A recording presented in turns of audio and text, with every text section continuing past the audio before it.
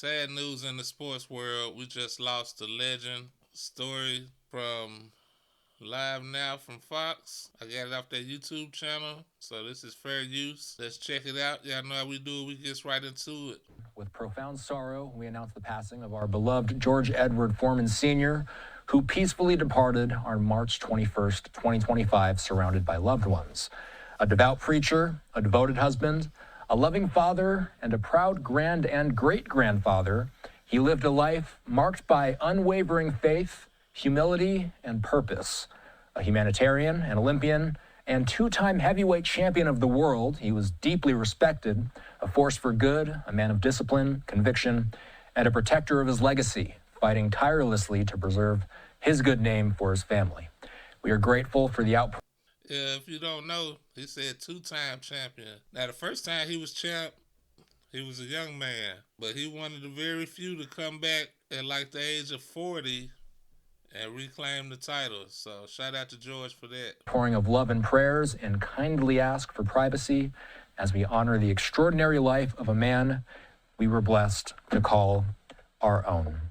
We're hearing from Fox News as well that his family making that comment, and we've been looking to see if perhaps there's any more information out there surrounding the circumstances here, but we do know that he passed peacefully, surrounded by his loved ones. Again, heavyweight champion George Foreman has died at the age of 76. Now, most people know George Foreman coming out with those little kitchen grills in the 90s. He was famous way before that. He was famous for being a bully. Amongst men, he was the Debo of the boxing ring. When he first came out back in the 70s, grown men were scared of George. They were scared of George Foreman. If you ever have opportunity to watch his life story, it's very interesting. He made a comeback later in life to the boxing ring. You know, this time he was a man of God. He had done found the church. And, you know, they found him to be very marketable, which is how he wound up getting those George Foreman grills in every store. He fought Ali. On October 30th, 1974, the Stade du 20 Mai in Kinshasa, Zaire, hosted the iconic Rumble in the Jungle, a match between Muhammad Ali and George Foreman. Ali, celebrated for his quick reflexes and charisma, squared off against the dominating Foreman, recognized for his crushing power. Ali surprised everyone with his strategy, the now infamous rope-a-dope, where he leaned on the ropes, absorbing Foreman's powerful punches and relying on his own endurance. By the 8th round, this tactic began to pay dividends as Foreman's energy flagged. Seizing the opportunity, Ali landed a swift right straight, flooring the formidable Foreman. This knockout not only earned Ali the heavyweight title, but also cemented his status as one of boxing's greatest strategists. The Rumble in the Jungle showcased the thrilling unpredictability of boxing, proving to be a masterclass of endurance, patience, and precision. George lost that one to Ali. George Foreman, too. It's hit the bell. That's how it works out. You sweat. He used to break the bell. Yeah. He used to knock him down. The heavy puncher. The heaviest? Yeah. See, I thought that was you. Yeah. I can't match somebody's powers who's that big and that much math. And he had a trainer, Dick Sadler, tiny by comparison to Foreman, and Sadler would hang on to the heavy bag, but Foreman would hit this bag. Sadler would just literally be picked off his feet. Foreman hitting the heavy bag is one of the more prodigious sights I've had in my life. It seems to me that of all the people I've seen hitting heavy bags, including Sonny Liston, no one ever hit it the way Foreman did.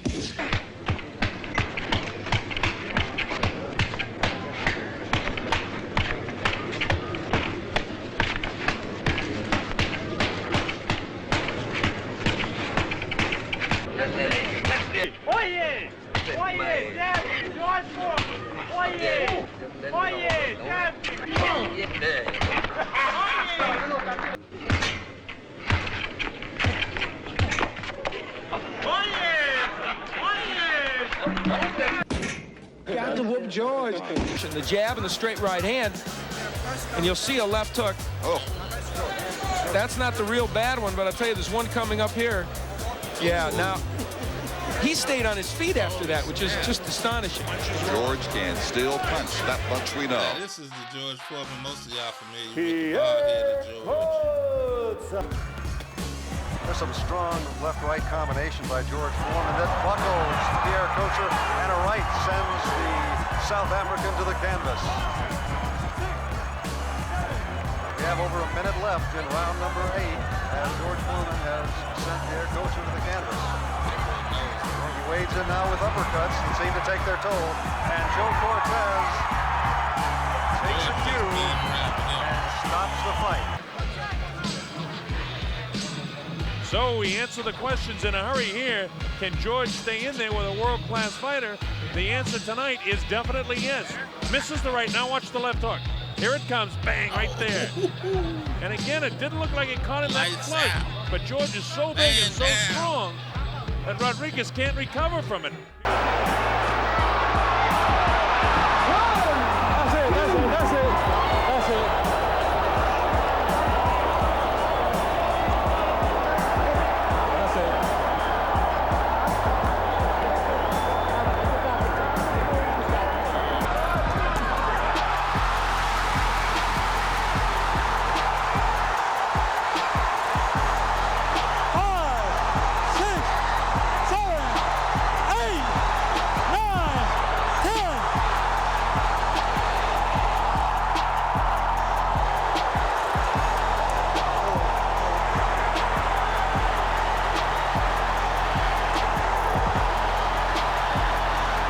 This is the George Foreman most of us are familiar with. The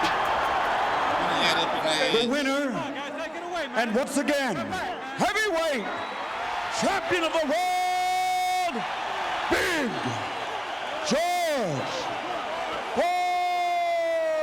Foreman.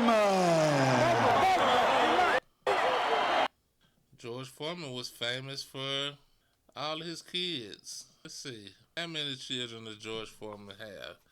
5 sons and 7 daughters. His 5 sons' names are George Jr., George the 3rd, George the 4th, and George the 5th, and George the 6th. I named all my sons George Edward Foreman, so they would always have something in common. If you made it this far, consider subscribing to the channel. I appreciate it if you hit that like button. I'll catch y'all next time. Peace.